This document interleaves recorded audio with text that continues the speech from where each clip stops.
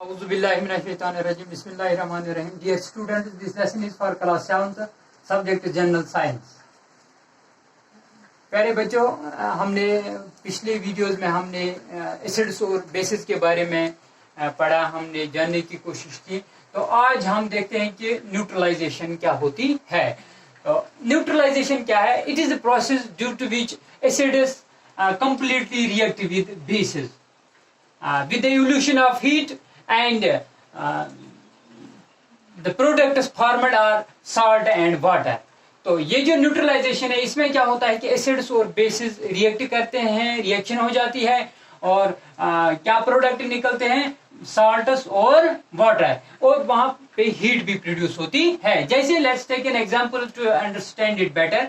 तो जैसे hydrochloric acid plus sodium hydroxide, ये एसिड है, ये बेस है। व्हेन दे रिएक्ट तो sodium chloride is a salt and water is produced as product, और there is evolution of heat also. तो इस प्रोसेस को न्यूट्रलाइजेशन कहते हैं। Let's continue this neutralization and see neutralization in our daily life.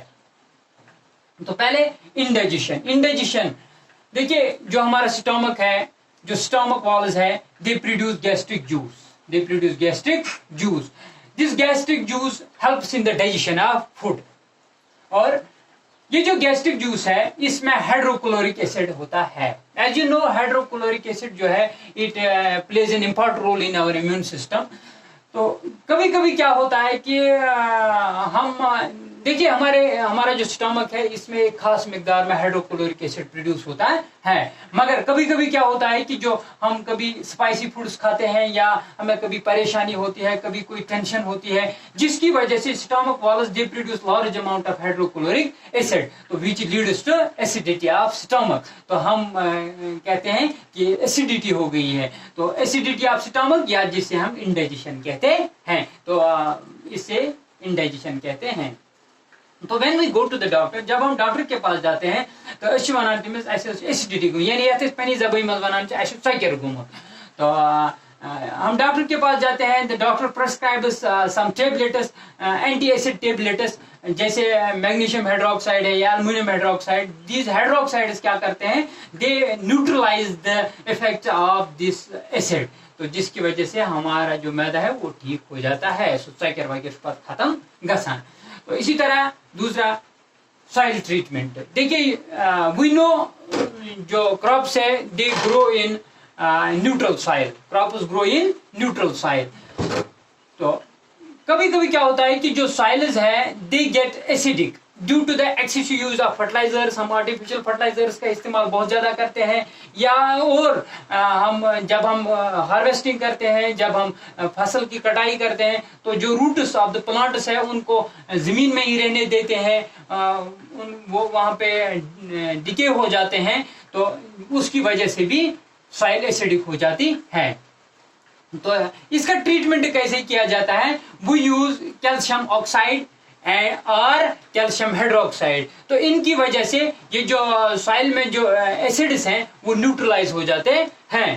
तो कुछ soils ऐसी है विच आर नेचुरली बेसिक, तो उनको न्यूट्रल बनाने के लिए, क्योंकि crops grow in neutral soil, इनको न्यूट्रल बनाने के लिए हम ऑर्गेनिक मैन्यूर का इस्तेमाल करते हैं, जो घरों में निकलता है, काऊ डंग वगैरह इसी या बाकी चीजें, ऑर्गेनिक मैन्यूर हम इस्तेमाल करते हैं to neutralize these basic soils. तो ये रही बात सॉइल ट्रीटमेंट की, हम इसमें क्या क्या इस्तेमाल करते हैं, यानी इसको हम कैसे न्यूट्रलाइज करते हैं, एसिडिक सॉइल को या बेसिक सॉइल को। और तीसरी बात, सिटिंग्स ऑफ ऑंट्स एंड बीज।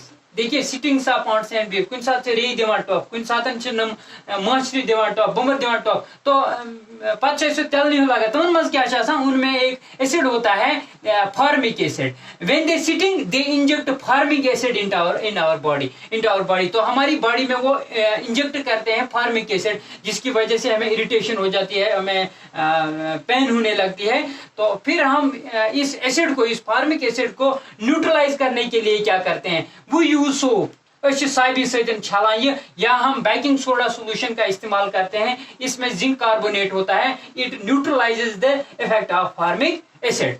तो इसी तरह फार्मिक एसिड फैक्ट्री वेस्ट्स की अगर हम बात करें तो फैक्ट्री में से भी बहुत वेस्ट्स निकलते हैं जिनमें एसिड्स होते हैं। इनमें हम लाइम का इस्तेमाल करके उन एसिड्स को हम न्यूट्रलाइज करते हैं, क्योंकि फैक्ट्री वेस्ट से हमारे जो रिवर्स एंड लेक्स हैं वो एसिडिक हो जाते हैं, जिसकी वजह से फिश या बाकी लिविंग ऑर्गेनिज्म जो वाटर में हैं वो मर सकते हैं। तो इसके लिए हम उसको न्यूट्रलाइज करने के लिए हम लाइम का इस्तेमाल करते हैं। तो this is all about today's topic. Thank you.